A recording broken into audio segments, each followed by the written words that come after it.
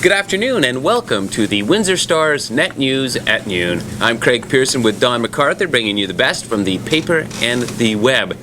The City of Windsor has lost its bid to host the Memorial Cup next year.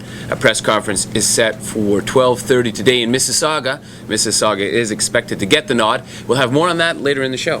In Essex County, OPP are enacting a curfew between midnight and 6 a.m. for kids under the age of 16. Police say they are doing it to combat what they say is a dramatic increase in youth crime in the county. Speaking of teen crime, 6 county youths were arrested on Friday night, and they were allegedly in possession of alcohol, marijuana, and stolen property. I don't know that the curfew would have helped in this case, however, because the incident allegedly happened at 6:30 at night. Okay, and not sure if teens were involved in this one as well, but a bizarre one in Kingsville. Police out there are investigating a dog napping involving a 4-month-old chocolate Labrador named Mocha. A red-doored vehicle with 4 doors went up, grabbed the collarless dog, and sped away, and police are on the prowl. That is strange. Just somebody comes screaming up and snatches somebody's pet. It's the county, man. Anyway, the busiest land border crossing in North America just got a little busier. Peregrine falcons Freddie and Voltaire are back nesting under the Ambassador Bridge, and this year they have 2 chicks with them. The Windsor Peregrine Watch team is looking for volunteers to help monitor the nest. Okay, and City Council is in action tonight. We're going to live stream it, and we're going to live chat it for you. Make sure you take part. Some items on the agenda. Councillor Alan Halberstadt, his motion to create a deputy mayor's position to sort of rein in the powers of the mayor, that's up for discussion tonight. Also, the recommendation by council is up, and that is to accept the proposal to build a $1.8 million new Ojibwe Nature Center, complete with green roof. Okay, and the Red Wings are out, the Canucks are still kicking, and the Habs are in action tonight. But the hockey, that's the water cooler buzz all over Windsor and Essex County, is the snub going to Mississauga, the Memorial Cup. Here to talk about it now is Dave Hall. He's our business reporter, but he rode the bus back with the Spits back in the day, and he knows it's hockey cold.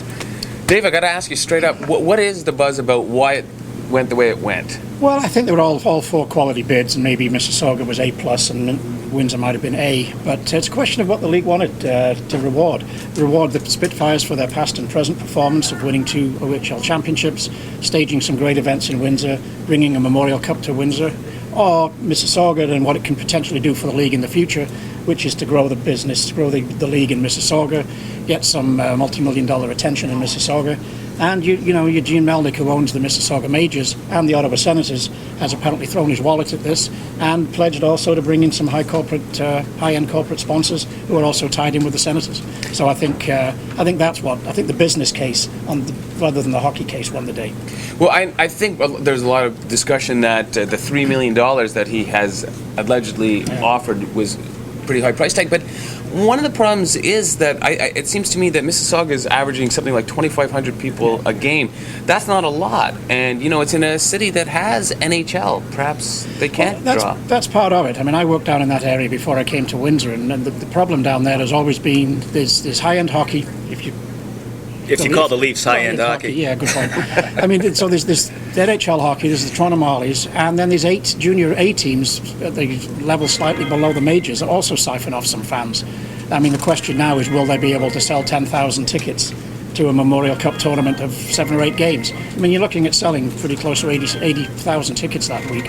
Granted, there'll be out-of-town teams, and I'm sure they'll do something with discounting and promotions, but that is going to be the fight now, is promoting it and selling it.